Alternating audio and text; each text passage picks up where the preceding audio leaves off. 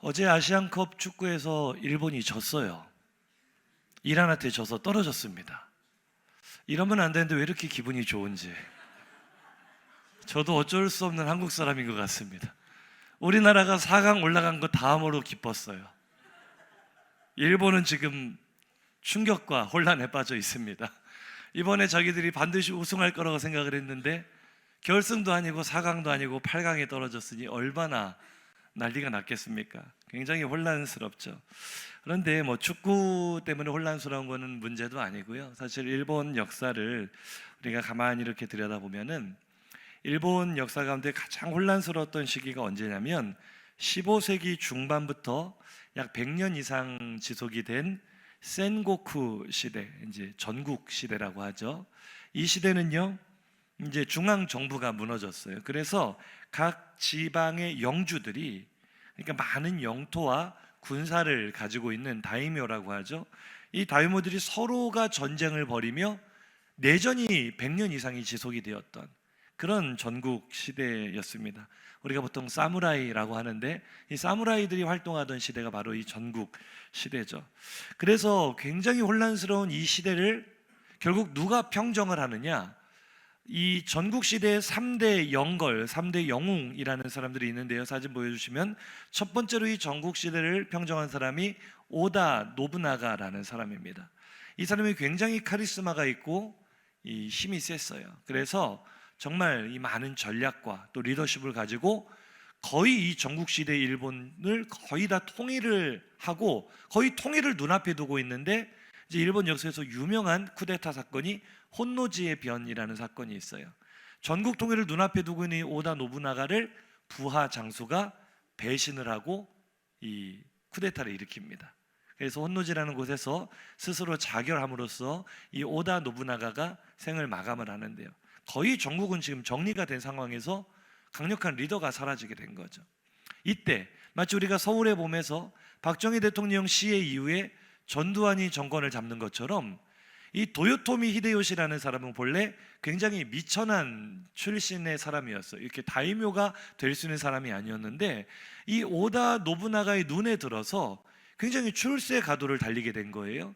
그래서 충성스러운 오다 노부나가의 부하였는데 자기 주군이 갑자기 살해를 당하게 된 거죠. 자결하긴 했지만 사실은 쿠데타에 의해 축출이 된 거죠. 그래서 이 사람이 굉장히 계산이 빠르거든요. 지금 하고 있던 전쟁을 중단을 하고 저 반란군을 진압을 해야 되겠다, 말머리를 돌려가지고 쿠데타를 일으킨 세력을 싹 소탕을 해버렸습니다. 그러니까 순식간에 인기가 누구에게 쏠리는 거예요? 도요토미 히데요시가 주인 없는 집에 호랑이 없는 굴에 왕이 돼버린 거예요. 그래서 실질적으로 일본을 통일을 한 거는 이 도요토미 히데요시입니다. 굉장히 미천한 출신 이 사람이 이 오다 노부나가가 다 이뤄놓은 거를 자기가 어떻게 보면 참 기회를 잡은 거죠.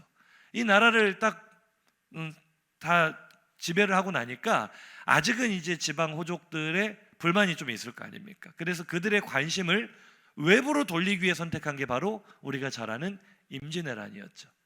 우리는 일본으로 만족할 수 없다, 중국을 먹어야 되겠다 해서 조선에게 길을 열어달라. 이게 우리가 잘 아는 임진왜란, 정유재란 아닙니까? 이때 또 한 명의 인물을 우리가 기억해야 되는데 오다 노부나가의 휘하에 도쿠가와 이에야스라는 이 젊은 이 장수가 하나가 있었는데요. 이 사람 참 기구한 삶을 살긴 했지만 오다 노부나가가 사망하는 시점에서 이미 도요토미 히데요시를 뛰어넘는 군사력과 영토를 소유할 만큼 굉장히 크게 성장을 했습니다. 그러나 도요토미 히데요시가 한 발 더 빨랐던 거예요. 이때 도쿠가와 이에야스의 선택은 이 사람과 싸워서 내가 정권을 잡을 것이냐가 아니라 고개를 숙이고 그 밑으로 들어갑니다. 어떤 의미에서는 이 도쿠가와 이에야스가 더 힘은 셌거든요. 하지만 훗날을 도모하기 위해 일단은 머리를 숙이고 그 밑에 들어가요. 그래서 이번에 노량이라는 영화 보신 분들 첫 장면이요, 도요토미 히데요시가 병들어 죽어가는 장면이고 그 앞에 딱 가부좌를 들고 앉아있는 사람이 바로 도쿠가와 이에야스입니다.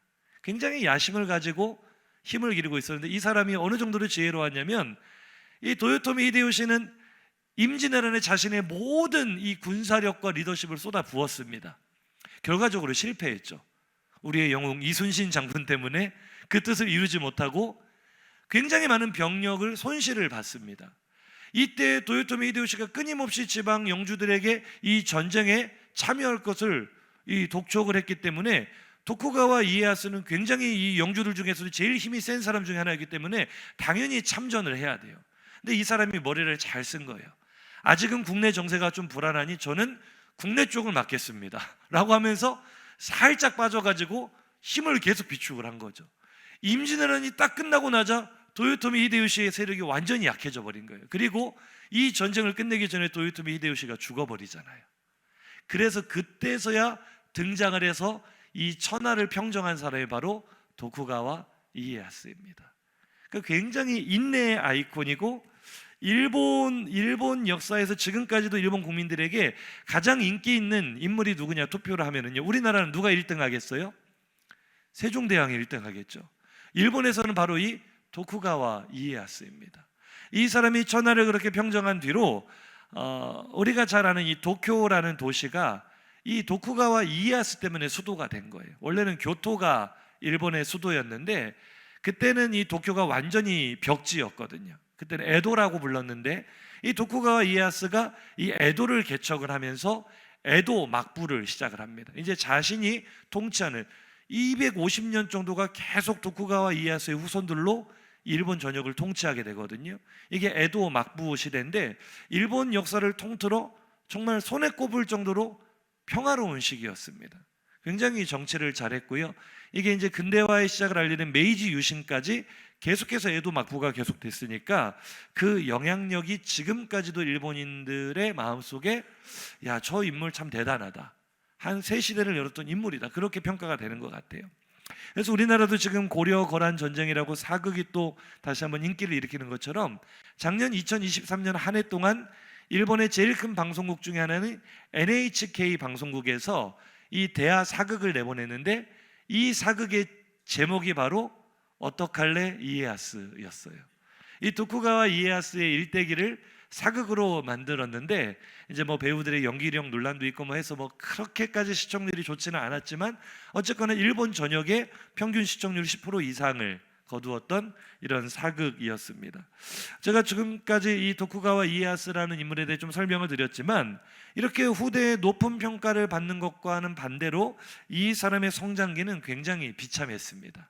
사실은 살아남은 게 용하다 싶을 정도로 이 사람은 굉장히 힘이 없는 가문 출신이었거든요.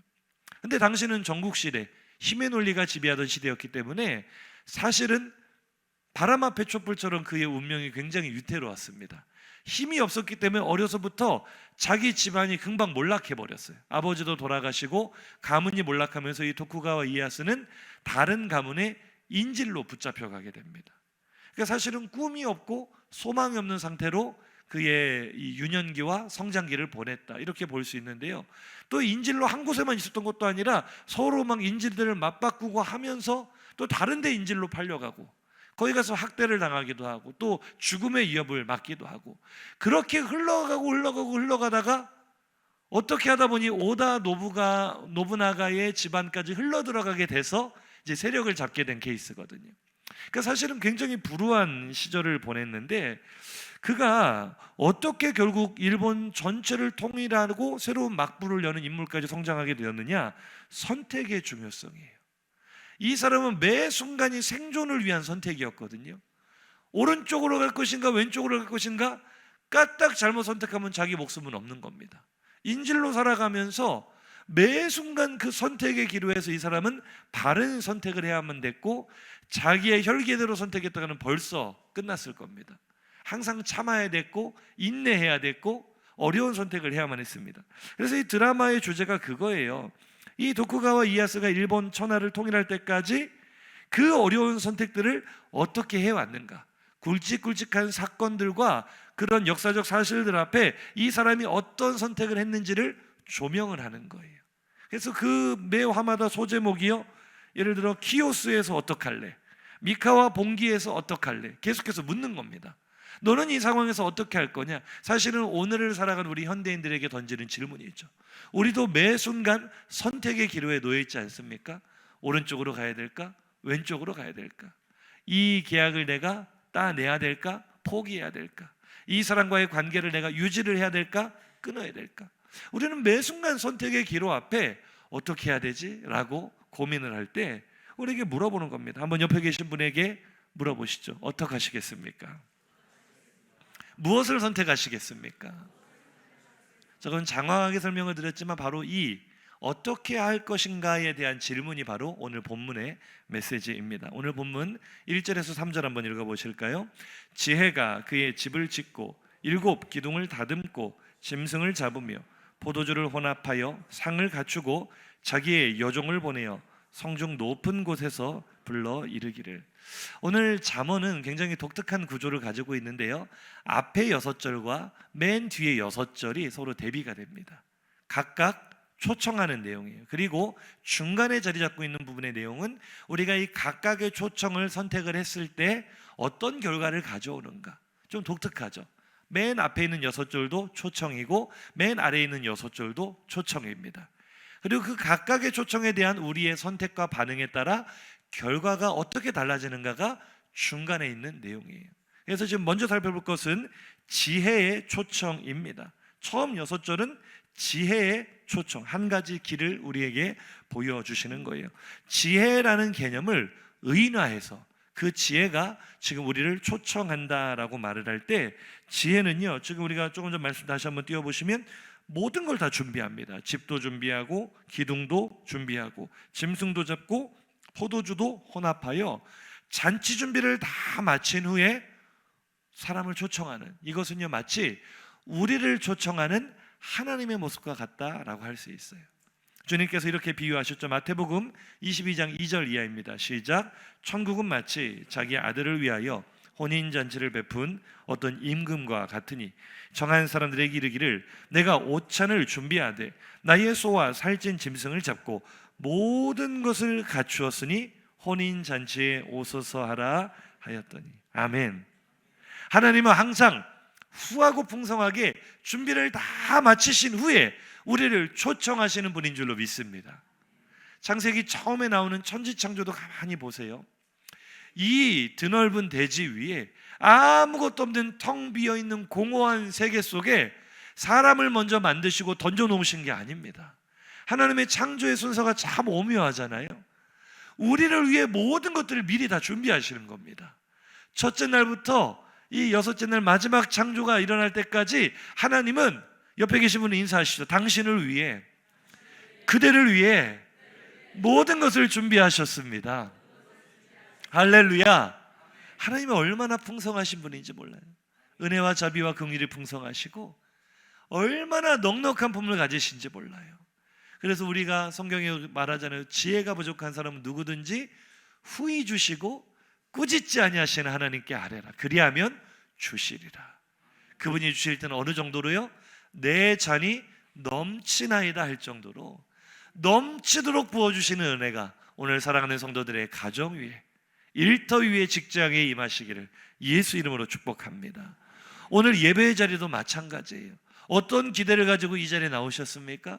오늘 하나님께서 어떤 은혜를 주실 거라는 소망을 가지고 이 자리에 나오셨습니까? 우리가 무엇을 기대하고 무엇을 상상했든 하나님께서 주시기로 작정하시고 예비하신 은혜가 더 클 줄로 믿습니다. 인사하세요. 받아가시기 바랍니다. 넘치도록 누리시기 바랍니다. 할렐루야. 그런데 하나님께서 이 준비된 은혜를 준비하실 때는요, 누구에게 이것을 어떻게 주시느냐? 이사야 55장 1절인데요 시작. 오호라 너희 모든 목마른 자들아 물로 나아오라. 돈 없는 자도 오라. 너희는 와서 사 먹되 돈 없이 값 없이 와서 포도주와 젖을 사라. 아멘. 하나님이 이 은혜를 주시려고 예비하신, 그러니까 은혜를 누가 받게 되느냐? 목마른 자들을 위해 은혜를 준비하셨대요. 한 주간도 거친 세상을 살아가면서 얼마나 마음 상할 일이 많으셨습니까? 얼마나 답답한 일이 많으셨습니까? 목마른 갈급함 가지고 무엇으로도 채워지지 않은 상한 심령 가지고 이 자리에 나오셨다면 값없이 부어주시는 풍성한 은혜를 누리게 될 줄 믿습니다. 그런데 돈을 낼 필요가 있대요, 없대요? 돈도 없이 값도 없이 와서 공짜로 즐기랍니다. 할렐루야. 좋아요, 안 좋아요? 인사하세요. 돈 낼 필요 없습니다. 어떤 분들은 하나님께 은혜를 받을 때 돈을 내야 된다고 생각하는 분이 있어요. 우리가 하나님께 드리는 예물을 마치 무슨 은혜를 받기 위한 투자라고 오해를 하는 거죠. 한 가족이 예배당에 와서 예배를 드리는데 예배를 잘 드리고 이제 집에 가는 차 안에서 아빠가 투덜거리는 거예요. 목사님 오늘 설교 너무 경상도 말로 파이였다. 어찌 설교 준비를 안 하셨으면 저렇게 설교를 재미없게 할 수가 있느냐. 오늘 참 설교 너무 힘들었다. 막 투덜투덜하니까 옆에 있는 엄마가 또 맞장구를 칩니다. 설교만 문제가 아니라 코람데오 중창단 완전 엉망이었다고. 어떻게 연습을 안 하니까 그 화음이 하나도 안 맞더라고. 실제로 그랬다는 건 아닙니다. 우리 상처받으시면 안 돼요. 오늘 너무 잘했죠. 근데 그 집안이 그렇게 봤다는, 그 집안이 문제가 있는 집안. 엄마는 찬양대가 문제다, 아빠는 목사님 설교가 문제다, 막 투덜투덜 하니까 뒤에 있는 아들이 스마트폰 하고 있다가 한마디 틱 던집니다. 엄마 아빠 1,000원짜리 한 장 내고 드리는 예배가 그렇지 뭐. 비싼 공연 돈 많이 주고 가면은 더 재밌게 많이 즐길 텐데. 이 오해예요, 오해. 내가 하나님께 예물을 드렸으니 이걸 가지고 은혜를 받는다. 아닙니다. 예물은 하나님이 주신 은혜에 대한 감사의 반응으로 우리가 드리는 것이고요, 하나님의 은혜는 언제나 값없이 주십니다. 조건 없이 주십니다. 풍성하게 주시는 줄로 믿습니다. 따라합시다. 은혜는 돈 주고 사는 것이 아닙니다. 제가 요즘 당근 마켓에 푹 빠져 있거든요. 당근 아세요? 당근? 당신 근처에 마켓이라고. 너무 좋아요. 너무 좋아요. 신세계예요, 신세계. 많이 이용하시기 바랍니다. 그런데 여러분, 당근마켓에서 가장 인기 있는 물품이 뭔지 아세요? 가장 인기 있는 물품은요, 나눔입니다. 뭐 물건이 중요한 게 아니라 뭐든지 나눔합니다 라고 글이 올라오는 건 뭐예요? 돈 안 받고 드리겠습니다 라는 게 올라오잖아요. 제가요 눈앞에서 진짜 많이 놓쳤습니다. 올라오기가 무섭게 예약 중이에요. 별로 좋아 보이지도 않은 물건인데 나눔합니다 하면은요, 누가 그렇게 빨리 그 클릭을 하는지 거의 뭐 제가 얻어본 적이 없습니다. 나눔이 그렇게 인기가 많아요. 우리나라 사람들 공짜라면 양잿물도 마신다고 하잖아요. 공짜로 준다니까, 아니 딱 봐도 싸구려예요. 싸구려. 별로 좋지도 않은 건데요, 어떤 경우에는 뭐 경매처럼 신청을 받아가지고 자기가 그 중에 한 사람을 선택해서 주기도 하는데요, 별로 좋지도 않은데 신청한 뭐 이웃이 20명 이래요. 야, 그 나눔 무섭습니다. 그러니까 우리가 보통 어떻게 생각해요? 공짜로 준다 그러면 안 좋은 거, 별로 값어치가 없는 거 공짜로 준다라고 생각하는데요, 오늘 하나님께서 우리에게 값없이 너에게 주겠다 하시는 그것들은요, 싸구려가 아니에요. 도리어 가장 값비싼 것을 나눔해 주시겠다는 겁니다. 하나님의 당근마켓 한번 읽어보시죠. 4절에서 6절입니다. 시작. 어리석은 자는 이리로 돌이키라. 또 지혜 없는 자에게 이르기를 너는 와서 내 식물을 먹으며 내 혼합한 포도주를 마시고 어리석음을 버리고 생명을 얻으라. 명철의 길을 행하라 하느니라. 아멘. 이 세상에 생명보다 귀한 게 어디 있습니까? 천하를 다 얻어도 자기 생명을 잃어버리면 아무 소용이 없는 거잖아요, 성경 말씀대로. 근데 하나님께서 우리에게 값없이 주시고자 하는 것은요, 생명이랍니다. 식물과 포도주는 우리가 생존하기 위해 꼭 필요한 식량이죠.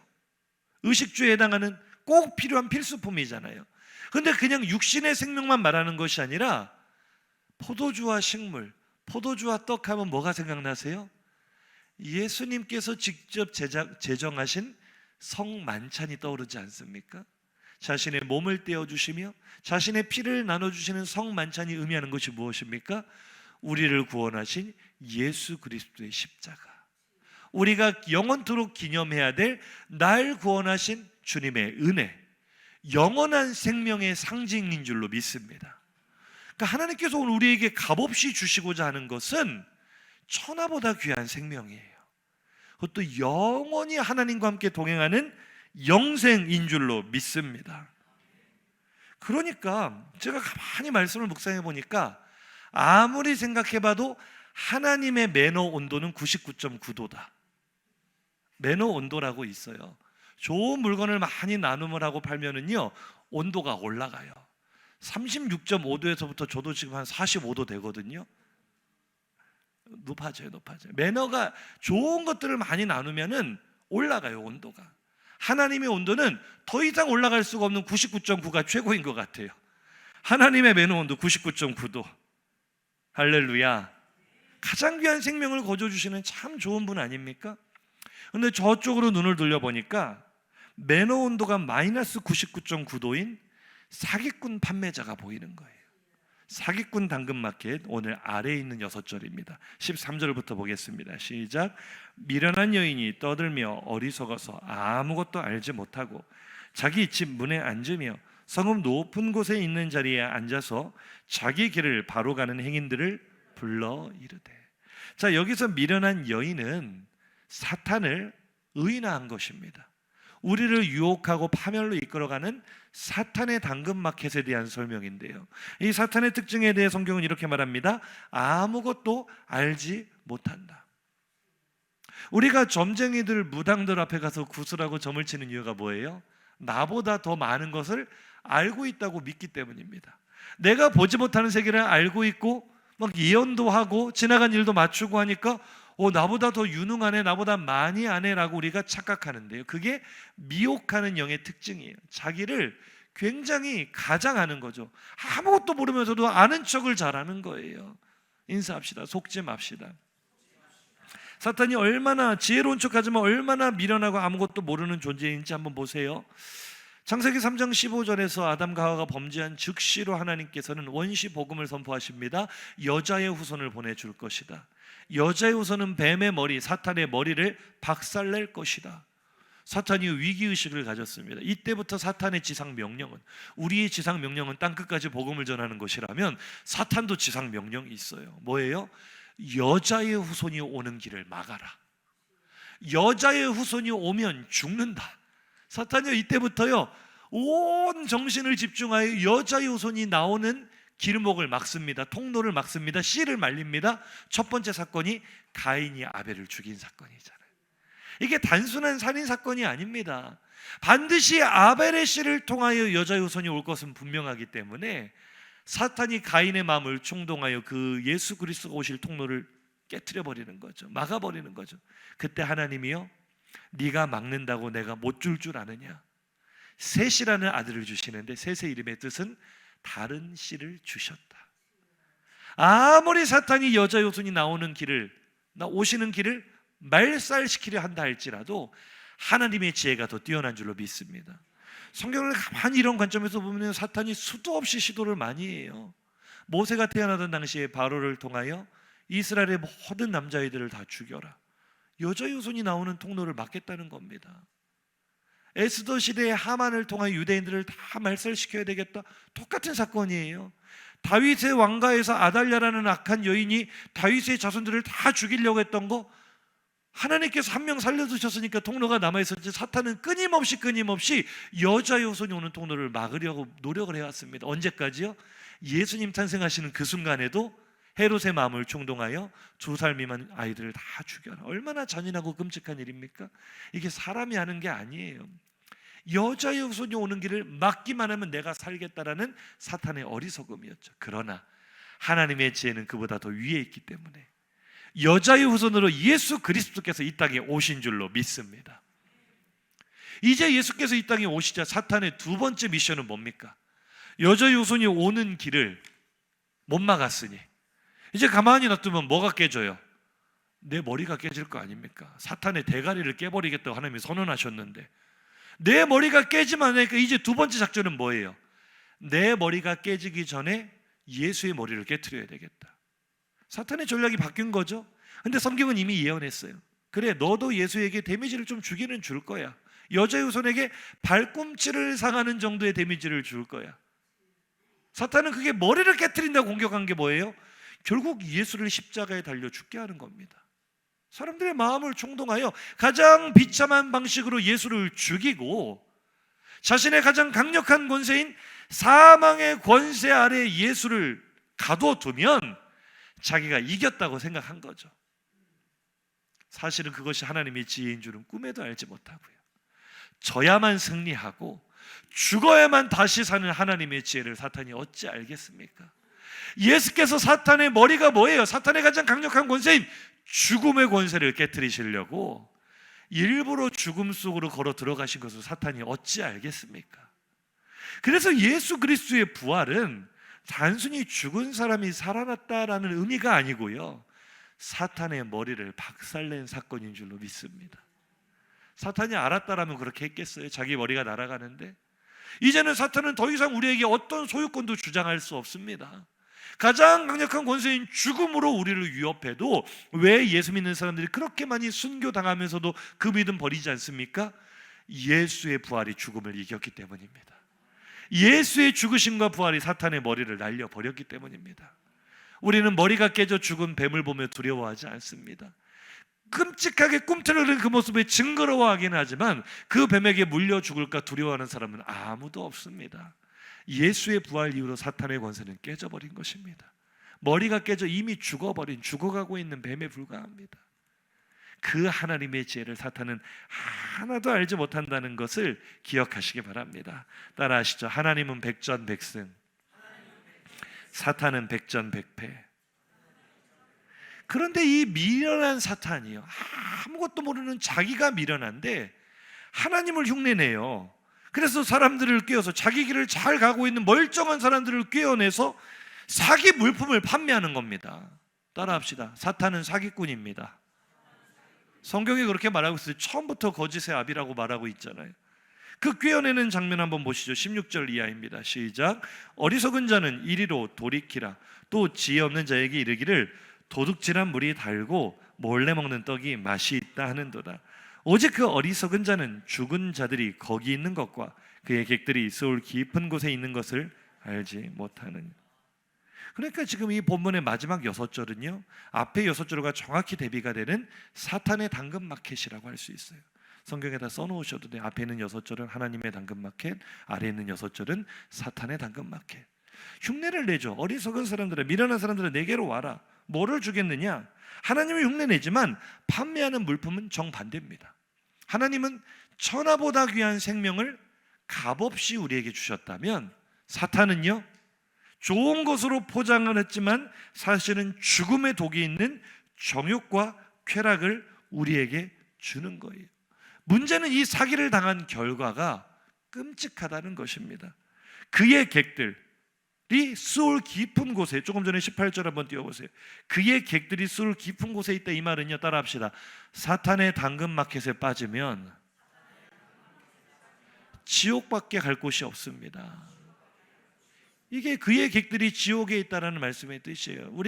제가 지난주에도 새가족반에 설명을 드렸지만, 예수를 처음 믿는 분들이 오해하는 것 중에 하나가, 목사님은 사랑의 하나님이 어떻게 지옥처럼 무시무시한 곳을 만들어 놓고 우리들을 협박하면서 너 나 믿을래 안 믿을래? 믿으면 천국 보내주지만 안 믿으면 너 지옥 간다?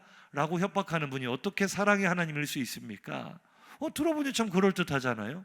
그런데 성경을 자세히 보니 지옥은 본래 우리와 상관이 없는 곳이었어요. 한번 보실까요? 잠언 7장 13절. 그거부터 먼저 봐야겠네요. 지옥밖에 갈 것이 없는데, 이 사탄의 당근마켓을 조금 클로즈업해서 볼게요. 그 거래하는 장면을 한번 보도록 하겠습니다. 잠언 7장 13절 이하를 보시면, 그 여인이, 그 미련하고 음란한 사탄이 그를 붙잡고, 우리를 붙잡고 이렇게 꿰어내는데 뭐라고 합니까? 내가 화목제를 드려 서원을 갚았다. 그러니까 오늘 우리 마음껏 즐길 수 있다, 이 말이거든요. 근데 사실은 이 말의 본뜻이 뭔지 아세요? 꼭 기억해야 되고 따라합시다. 사탄은 사기꾼입니다. 숨만 쉬면 거짓말입니다. 입만 열었다 하면 거짓말입니다. 내가 소원을 갚았다, 내가 화목제물을 드렸다, 이 말은요, 우리가 어떻게 해석해서 들어야 되냐면, 꼭 기억하세요. 사탄의 말은 반대로 해석하면 딱 맞습니다. 네가 오늘 화목제물이다, 네가 오늘의 제물이다, 그 뜻이에요. 그래서 구약학에서 잠언을 전공하신 총신대학교 김희석 교수님이 굉장히 재밌는 해석을 했는데요, 이 여인이 우리 화목제를 내가 드렸으니 우리 오늘 밤은 마음껏 즐기자라고 이 남자를 유혹하면서 하는 말이 뭡니까? 이런저런 다음 말씀 보세요. 침상에 요와 애굽의 문이 있는 이불을 폈는데, 중요한 것은 그 다음 노란 글씨, 모략과 침향과 계피를 뿌렸다라고 하는데, 모략, 침향, 계피가요, 장례용품입니다. 방향제의 역할도 하지만 이게 시신의 썩은 냄새를 막기 위한 장례용품이에요. 그러니까 사탄의 유혹은 겉으로는 나에게 즐거움을 주는 것 같고 나를 쾌락으로 인도하는 것 같지만 내 장례식 준비하고 있는 겁니다. 이놈이. 우리가 그걸 모르는 거예요. 세상에 주는 달콤함에 취해 있으면 내가 즐거운 것 같지만 그 방향제의 향기로운 향이 나를 즐겁게 하는 것 같지만 따라합시다. 장례용품입니다. 지금 우리가 사탄의 당근마켓 거래 현장을 지금 클로즈업에서 봤거든요. 좋은 것 주는 것처럼 속이면서 사실은 독약을 주고 있어요. 따라합시다. 당근 조심해야 됩니다. 진짜요. 사탄이 주는 독약 조심해야 돼요. 오라 우리가 아침까지 풍족하게 서로 사랑하자, 희락하자. 근데 결론이 뭐예요? 그 마지막 말씀, 그 젊은이의 모습이 소가 도수장으로 끌려가는 것 같더라. 우리가 잘못된 선택이 이럴 수 있다는 거예요. 사탄이요 처음부터 그랬습니다. 처음에 선악과를 가지고 유혹할 때도 사탄이 뭐라고 하는지 창세기 3장 한번 4절부터 보겠습니다. 시작. 뱀이 여자에게 이르되 너희가 결코 죽지 아니하리라. 너희가 그것을 먹는 날에는 너희 눈이 밝아져 누구처럼 된다? 하나님같이 된다. 그런데 사탄은 처음부터 정체가 뭐라고요? 사기꾼. 신고해야 돼요. 비매너 사용자로 신고해야 돼. 하나님께. 사기꾼이에요. 사기꾼. 그러니까 어떻게 들으면 된다고? 사탄의 말은 반대로 들으면 된다고요. 반대로. 너 이거 먹으면 어떻게 돼? 라고 했어요. 사탄이 하나님처럼 돼 라고 했는데 그 속에 숨어있는 진짜 메시지는 뭐예요? 먹어라. 빨리 먹어라. 먹기만 하면 너는 나처럼 된다. 나처럼 저주받은 존재가 된다. 나처럼 비참한 존재가 된다. 그게 선악과 유혹의 정체였어요. 근데 그 유혹을 받은 하와의 눈에는 그 독약인 선악과가 뭐처럼 보여요? 다음 말씀. 먹음직도 하고 보암직도 하고 지혜롭게 할 만큼 탐스러워 보이게. 내가 볼 때는 그게 너무 아름다워 보인다는 거예요. 그래서 그것을 먹은 결과가 뭡니까? 의도가 분명한 그 사기에 넘어간 결과가 뭡니까? 조금 전에 하던 말씀이요. 본래 지옥은 우리와 전혀 상관이 없는 곳이었는데 주님이 말씀하시죠. 마태복음 25장 41절 시작. 또 왼편에 있는 자들에게 이르시되 저주를 받은 자들아 나를 떠나 마귀와 그 사자들을 위하여 예비된 영원한 불에 들어가라.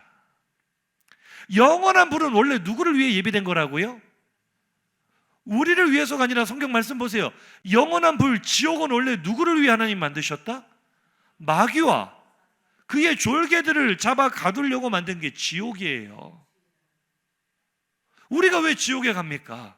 그건 말도 안 되는 일입니다. 하나님이 가장 사랑하시는 우리가 왜 지옥에 가요? 그건 있을 수 없는 일이에요. 그런데 그 있을 수 없는 일이 일어났잖아요. 왜요?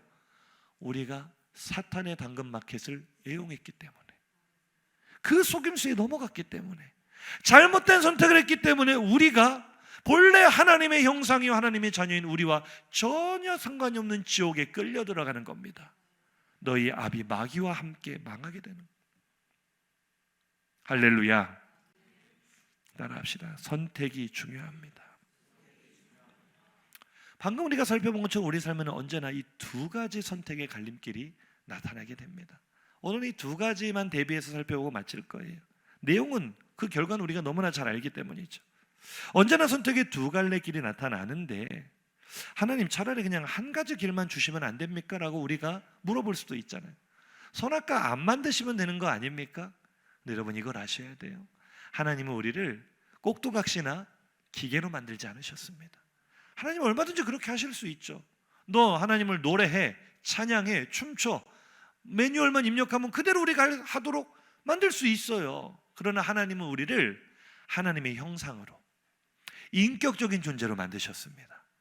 그게 무엇을 의미하는지 아세요? 하나님이 받기 원하시는 영광은요, 억지로나 기계적으로 올려드리는 그런 예배, 그런 영광이 아니고요, 우리들의 자유로운 인격적인 선택에 의한 예배를 받기를 원하시는 거예요. 우리들이 인격적으로 하나님을 선택하는 것을 기뻐하시는 거예요. 그래서 하나님은 언제나 우리에게 두 갈래 길을 놓으십니다. 네가 선택해라고 하십니다. 예레미야 21장 8절과 신명기 30장 19절을 이어보겠습니다. 여호와께서 말씀하시기를 보라, 내가 너희 앞에 생명의 길과 사망의 길을 두었노라. 내가 생명과 사망과 복과 저주를 네 앞에 두었은즉 너와 내 자손이 살기 위하여 생명을 택하고. 아멘. 하나님 언제나 내 앞에 네가 선택해라 라고 하면서 두 갈래 길, 생명의 길과 사망의 길을 펼쳐 놓으시고 물으시는 거예요. 뭐라고요? 오늘 설교의 제목 따라합시다. 어떡할래 이에야스. 나 홀로 살아가기 힘든 매 순간 선택의 길에 놓여 있는 우리에게 이에야스라고 하지 말고 내 이름 넣어서 한번 해보세요. 어떡할래 시우나 이렇게 한번 해보세요. 시작. 어떡할래 누구야? 안 하시는 분들 뭐예요? 지금 설교 처음부터 다시 합니다. 다시 한번. 어떡할래 누구야? 시작. 어떡할래 누구야? 오늘 본문이 우리에게 물으시는 거예요. 네 앞에 생명의 길이 있고 사망의 길이 있다. 네 앞에 하나님의 당근마켓이 있고 사탄의 당근마켓이 있다. 너 어떡할래? 뭐를 선택할래? 하나님이 물으시는 거예요. 어떡하시겠습니까? 지혜와 사망 중에, 생명과 사망 중에 무엇을 선택하시겠습니까? 이렇게 자신이 없으세요? 어려우세요? 생명과 사망 중에 뭐를 선택하시겠습니까? 누구나 다 생명이라고 말을 하죠. 누구나 다 그러고 싶죠. 그런데 이제 마무리하고 마칠게요. 현실을 보면은요, 참 어처구니 없게도 현실은 어때요? 마태복음 7장 13절 이하 한번 보세요. 시작. 좁은 문으로 들어가라. 멸망으로 인도하는 문은 크고 그 길이 넓어 그리로 들어가는 자가 적다? 조금이다? 이상하죠? 누구나 생명을 선택하고 싶다고 말을 해요. 누구나 하나님의 당근마켓에 거래하고 싶다고 말을 해요. 그러나 현실을 보면 이상하게도 사탄의 당근마켓을 선택하는 사람이 절대 다수라는 거예요. 멸망길을 선택하는 사람이 대부분이라는 거예요. 이게 우리가 살아가는 현실입니다. 왜 그래요? 하나님이 주시는 생명의 양식은 별로 맛이 없는데 사탄이 주는 몰래 먹는 떡과 도둑질한 물은 그렇게 맛있는 거예요. 쉽게 말해 예배 시간에 불과 30-40분 설교 듣는 건 그렇게 지루하고 힘이 든데 넷플릭스 드라마 하나 올라오면 10시간도 앉아서 본다니까요. 그게 뭐 나쁘다는 게 아니라 넷플릭스도 봐야죠. 우리가 세상의 문화도 알아야 전도도 하고 그걸 나쁘다고 하는 건 아니지만 우리가 가치를 놓고 봤을 때 진짜 가치 있는 생명의 말씀은 일주일 내내 떠들러도 안 보는데요. 내가 관심 있는 세상의 쾌락에 관한 것, 내 취미 생활에는요 그렇게 많은 시간을 잠을 안 자고 하면서도 지칠 줄도 몰라요. 이게 우리의 선택, 잘못된 선택 아닙니까? 진리는 늘 외롭습니다. 괴롭습니다. 왜요? 길과 진리 생명이신 예수 그리스도께서 가신 길이요 십자가 길이기 때문에 그래요. 그분이 꽃길로 걷지 않으시고 고난의 길을 걸으셨기 때문에 우리가 선택하는 바른 길은 좀 쓰디쓸 수는 있어요. 하지만 좋은 약이 몸에 쓰듯이 그 길이 생명의 길입니다. 좁은 길이 행복한 길입니다. 할렐루야. 인사합시다. 선택 잘해야 합니다. 선택이 중요합니다. 인사하세요. 어떡할래? 존댓말로 합시다. 어떡하실래요? 어떡하실래요? 말씀을 줄이겠습니다. 지난주 우리 체육회 첫 모임이 있었어요. 사진 한번 보여주세요. 너무 재밌어 보이시죠? 안 오신 분들 후회되실 거예요. 2월 달에는 꼭 오시기 바랍니다. 체육회 모임 하는데요, 이번 볼링 쳤잖아요. 볼링을 치면서 제가 이제 고민을 했습니다. 나는 오늘 누구랑 쳐야 될까? 제가 정보를 입수했습니다. 김병창 집사님이 고수다. 그래서 제가 우리 청년들이 준 정보예요. 김병찬 집사님만 피해야 되겠다. 고수 옆에서 치면 내 실력이 드러나니까 좀 적당히 못 치는 분들하고 같이 쳐야 그래도 좀 돋보일 거 아닙니까? 그래서 저를 딱 배정해 주신 레인을 보니까 우리 인자하고 늘 얼굴이 평안하신 윤한철 집사님이 앉아 계시는 거예요. 얼마나 좋아요. 우리 윤 집사님 젠틀하고 그죠? 우리 천사 같은 윤 집사님하고 그러면 내가 볼링 잘 쳐야겠다고 쳤는데 보니까 저분이 구름 위에 구름이셨어요. 세상에. 이게 게임이 아니라 레슨을 받아야 될 선생님이셨어요. 뭐 쳤다 하면 스트라이크, 쳤다 하면 스트라이크. 와, 분명히 윤 집사님이 처음에 그러셨거나 목사님 이건 공이 안 좋아가지고 스피너를 안 먹어요. 잘 먹던데요, 집사님? 막 굴리시면 막 저분은 첫 답은 기본이 170점, 180점이에요. 맘만 먹으면 뭐 퍼펙트도 치실 것 같아요. 와, 진짜 누가 배정하셨는지 사랑합니다. 선택이 중요해요. 근데 중요한 건 우리 윤 집사님 뭐 잘 치는 건 사실 제가 듣긴 했었어요. 그런데 그래도 제가 거기서 칠 수 있었던 이유는 제가 참 마음에 위안이 됐던 분들이 제 바로 옆에 같은 테이블에 앉아서 옆내에 치시던 두 분이요. 우리 석태호 집사님, 목사님 저 20년 만에 볼링장 처음 왔습니다. 그 옆에 계시던 서정희 집사님, 목사님 저는 볼링이 태어나 처음입니다. 제가 마음이 얼마나 푸근해지든지 저는 10년 만이었거든요. 그래도 20년 만에 가신 분보다 10년 만에 간 내가 낫지 않겠는가. 근데 우리 석태호 집사님 치는 모습 한번 보세요. 이게 어딜 봐서 20년 만에 오신 분의 폼입니까? 이야, 진짜 세상에 믿을 성도 하나도 없다고. 진짜. 근데 더 기가 막힌 거는요, 옆에서 처음 치신다는 서정희 집사님, 이분들의 점수 한번 보여주세요. 결국 치고 난 점수 한번 보세요. 제가 누가 누군지는 말씀드리지 않겠습니다. 인사합시다. 세상에 믿을 사람 없습니다. 제가 그래서 이 네 분이 같이 치는데 장렬하게 꼴찌를 했습니다. 압도적인 꼴찌를 했습니다. 그러면서 느낀 게 있어요. 선택을 잘해야 되겠구나. 선택을 잘해야 되겠구나. 근데 이거는 우스갯소리고요. 제가 선택 잘하거든요. 진짜 행복한 시간 보냈어요. 마지막 사진 한번 보여주세요. 얼굴만 봐도 진짜 행복해 보이지 않습니까? 우리 석태호 집사님이 저렇게 밝게 웃으실 수 있는 분인 것을 이때 보면서 날마다 우리 집에 웃을 일이 많았으면 좋겠다. 늘 그렇게 우리 함께 축복하는 성도들 되었으면 좋겠습니다. 제육회 하면서요, 참 행복했어요. 이런 모임과 만남이 더 많아져야 되겠다. 2월 말을 기대하시기 바랍니다. 그런데요, 제가 이런 생각을 한 거예요. 편해 보이는 길을 선택한다면 행복했을 것. 편법과 불법으로 내가 더 많은 이득을 취하고 내가 더 많은 영광을 얻을 수 있는 길을 선택한다면 우리가 정말 행복할까? 사탄은 그렇다고 우리를 유혹합니다. 그게 행복이지. 남들을 속여서라도 네가 더 많이 가질 수 있다면 그게 행복이지. 그러나 그 끝에는 사망이 있다는 것을 꼭 기억하시기 바랍니다. 어떡할래? 이에야스가 아니라 하나님은 이에야스가 천하를 통일한 것과는 비교도 안 되게 우리로 세상을 정복하고 세상이 감당하지 못하는 세상의 왕 같은 자녀들로 우리를 세우기를 원하십니다. 그래서 순간의 기로마다, 선택의 기로마다 우리에게 물어보세요. 어떡할래? 무엇을 선택할래? 손해를 보더라도, 대가를 지불하더라도 하나님이 주신 성령의 감동에 따라 바른 길을 선택하겠습니다. 이 선택이 지금 당장 손해보고 바보 같아 보인다 할지라도 세상 사람들은 도리어 우리를 비웃을 수 있어요. 왜 저렇게 바보 같은 선택을 하냐? 더 쉽게 갈 수 있는데. 이번에 우승한 싱어게인 우승한 홍이삭이라는 이 청년이요, 알고 보니 선교사님 아들인데요, 이 오디션에서 우승을 했어요. 근데 이분이 하나님의 세계라는 찬양곡을 만들었거든요. 그 가사가 그래요. 사람들은 나를 비난하며 말한다는 거예요. 곱디 고운 길이 있고 더 편안한 길이 있는데 너는 왜 그렇게 고생하는 길로만 가느냐고 물어본다는 거예요. 제가 그 가사를 가만히 보면서 나중에 이제 이분의 아버님이 선교사님이라는 사실을 알고 나서 마음에 이게 확 와닿더라고요. 선교사님의 삶을 세상 사람들이 어떻게 이해할 수 있겠어요? 그 좋은 학력, 그 좋은 스펙, 직장 다 버리고 고생할 게 뻔히 보이는 그 길로 가는 그 좁은 길을 누가 이해할 수 있겠어요? 그러나 우리는 압니다.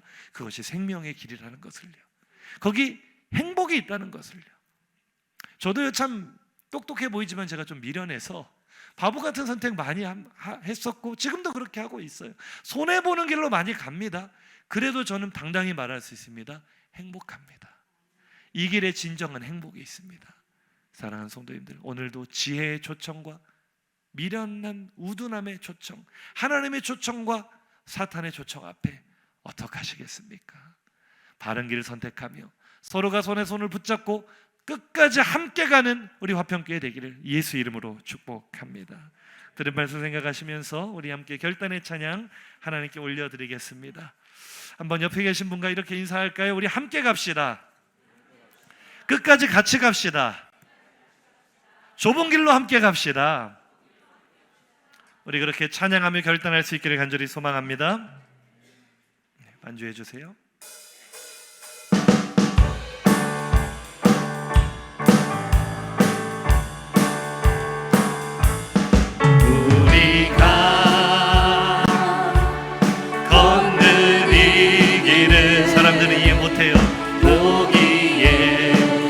보이지 않는 길이죠.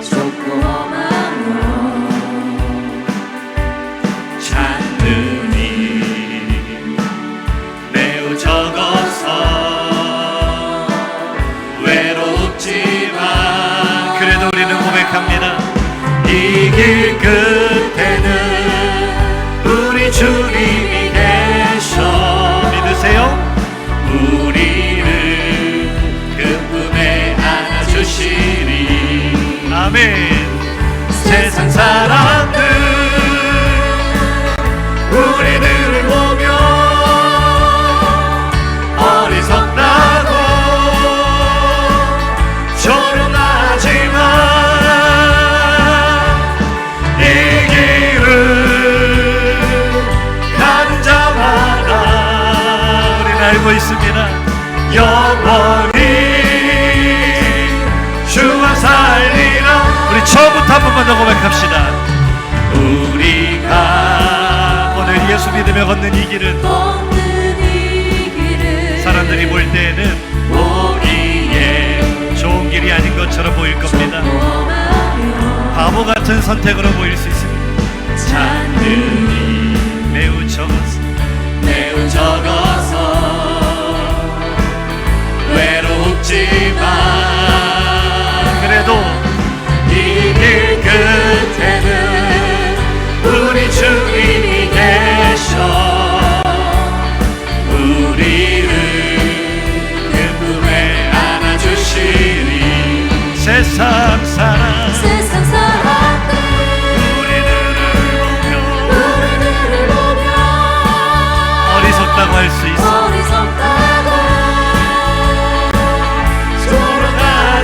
하지만 사실은 진짜 지혜로운 길입니다.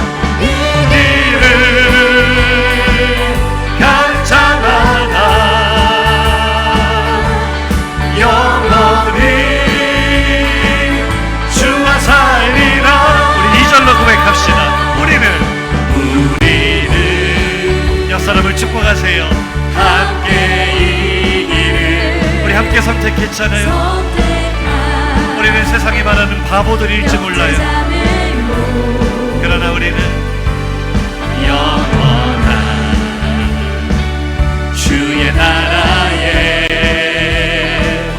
백성이기에 서로 도와주며 지친 사람의 손을 붙잡아주며 잡아주며 아멘 아멘. 이 길을 함께 걸어 힘있게 박수 치면서 세상 사람들 우리들을 보며 어리석다 조롱해도 어리석다고 조롱하지만 이 길을 가는 자마다 영원히 주와 이 길을 가는 자마다 이 길을 선택하는 자 하나님을 선택하는 자마다 좁은 길을 선택하는 자마다 주와 살리라. 할렐루야. 우리 하나님께 영광의 박수 올려드리겠습니다. 할렐루야. 우리 들은 말씀을 마음에 새기고 우리 두 주먹을 벌끈 쥐고 결단하며 통성으로 기도합시다. 사랑하는 성도님들, 오늘도 우리 앞에는 두 갈래 길이 놓여 있습니다. 생명의 길과 사망의 길이 놓여 있습니다. 좁은 길과 넓은 길이 놓여 있습니다.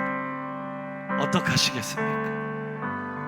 당연히 생각으로는 좁은 길을 선택하겠다 하지만 오늘 우리의 삶을 하나님 앞에 쏟아 놓으십시오. 실제로는 어땠습니까? 정말 좁은 길 가셨습니까? 정말 세상에서 바보가 되는 것 아랑곳하지 않고 미련해 보이는 그 십자가의 길을 선택하셨습니까?